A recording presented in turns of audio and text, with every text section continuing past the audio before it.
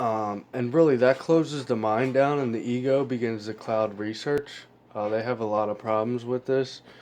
I won't get into that right now, but I can. If you ever want to know, just ask me. But the ego clouds out research. The ego blocks out the truth in general, causes blindness, all things like that. Um, people charging at buzzwords, kofefi, all that stuff. You've been running at the kofefi for 3 days, you find out, it was a spelling mistake. You do all that charging for nothing. You still manifested a frequency change in yourself, which distorts and corrupts the inner vessel with energy. So then your perception becomes warped. Your mind becomes closed down, so you can't get outside of what you know. So that goes with, science being looked at as the truth and the end all be all. The ego is a huge problem in academics and the universities. And basically, it's messy right now. That's one of the reasons it's messy. People, are so possessed and possessive. It's the ego. The ego becomes possessed by matter. Um, it's like the energy I'm putting into this video and these talks. If I really enjoyed this, I would come back and repeat the process, again and again. That's that good, that relativism. I take that in energy. It's good for me. Then I get hooked. It's like an addiction. Anyone has an addiction, they get hooked. They repeat the behavior. So if I'm judging somebody too, I'm doing the same thing. I'm closing my mind down. I'm not being open to the possibility. So of course, there's not going to be any way to reason around that, not even for my own benefit, let alone someone else trying to reason with me. Then I just, I'll block them out altogether. I won't be able to reason with them. I won't want to hear them.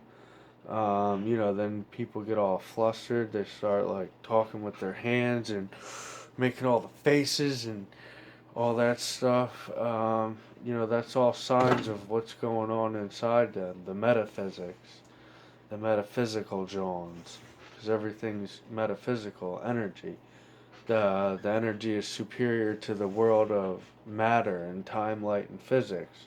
Energy is infinite, keeps going in loops, whereas time and matter, that goes on in linear time, and then matter dies out in time. New matter grows. That's all smaller loops in microcosm. Then you have the macrocosm of the universe.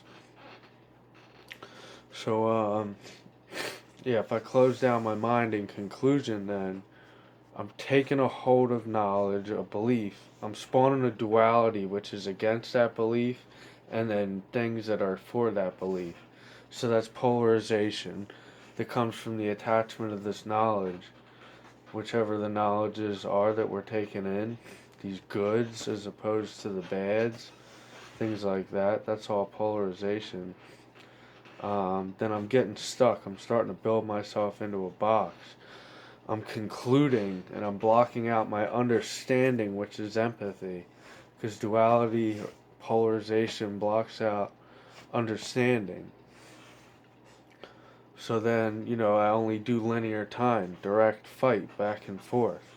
There's no finesse, there's no mercy, there's no grace, there's no altruism, there's no humility or nobility in the end. There's no leading by example. Everything's like, look how much I kicked that fucking straw man's ass. I fucked that straw man up big time. Wrecked his whole shop. Like, that's all. Some people really get into that. And, you know, it all works under the innocent guise. Evil can be real subtle under innocent guises. Like, oh, I'm just having fun, or oh, it's just a little pride. Nothing good comes out of that stuff. And, things that are good anyway, we should be wary because good will empower and corrupt the system. And it'll change our frequency. It'll attune us more for things ahead or things out in the world. And then we repeat the process, or we want more. So, that's how that goes with the science mindset and the academic mindset. Just wanted to share that also.